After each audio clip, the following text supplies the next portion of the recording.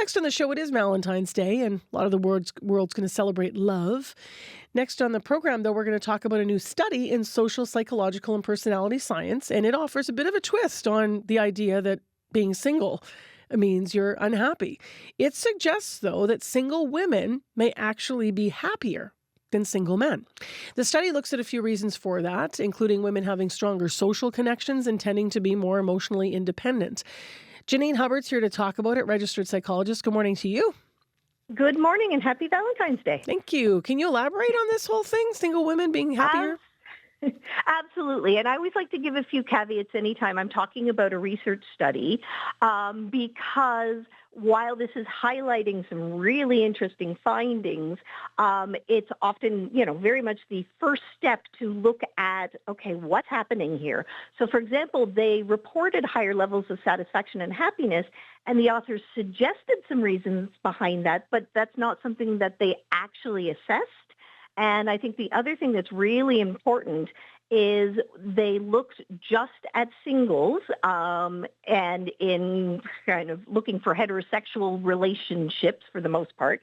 And there's no comparison to similar individuals who are married or in a committed relationship. So it's flawed. We don't know. It's flawed, but a good topic to chat about. Absolutely. Right? I think it's a great one. It's a great starting point. I'd love to know the data in terms of married versus single, because I think we might see some interesting reasons there. But some of the thought why women were reporting higher levels of happiness and satisfaction was they were looking at the traditional heterosexual marriage roles and sort of saying, you know what? That's often really unbalanced. And I get the burden of a lot of those activities. I mean, obviously, that's not every relationship, but there are a number of women sort of saying, I'm not really comfortable having that level, especially if I'm getting my social and emotional needs met in other ways, in particular through female friendships and connections. Whereas men have very different, traditionally different kind of social supports.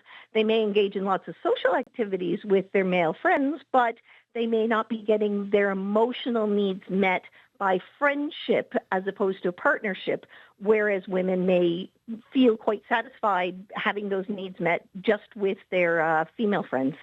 How can a single person, whether male or female, improve their emotional well-being on their own? The emphasis here is to really focus in on your own happiness, your own self-love and self-care, and making sure that your needs are being met so that you can provide a partnership, so that you can go into something, if that's what you're looking for, kind of having assessed yourself, having assessed your needs, making sure you are feeling satisfied with where your life is in all other aspects. And then a relationship helps to enhance.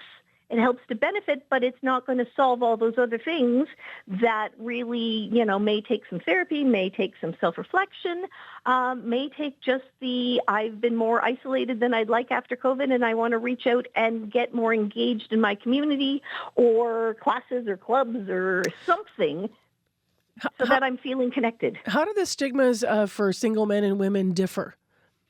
Again, it depends on your family. It depends on your social network. But unfortunately, that perception of, well, he's a bachelor, he's still playing the field, and females with the idea of, well, it's a spinster. What's wrong with you? Why aren't you married? There must be a problem. Unfortunately, do still persist.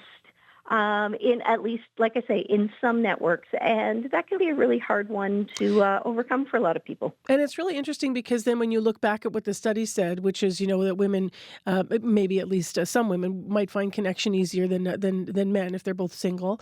On the other hand, there's more stigma against men if they're like traveling alone, I understand, versus women traveling alone, for example. Again, it's really interesting, and I think it depends on kind of the environment or what's happening. But yes, you're right. There are some areas in which quite acceptable and normal for someone to go out, say, to the movies or to the theater or to a restaurant by themselves.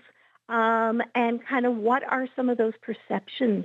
The other thing that I thought was really interesting, and again, doesn't get fully explored, is, for example, desire for children or already having children.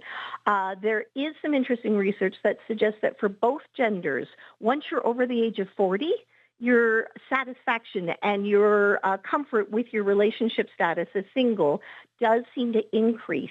And so whether that's just because you're in a more financially and employment, stability in your life, or whether some of that pressure around kids has passed, so that, that urgency in your 20s and 30s maybe has moved on in some different ways.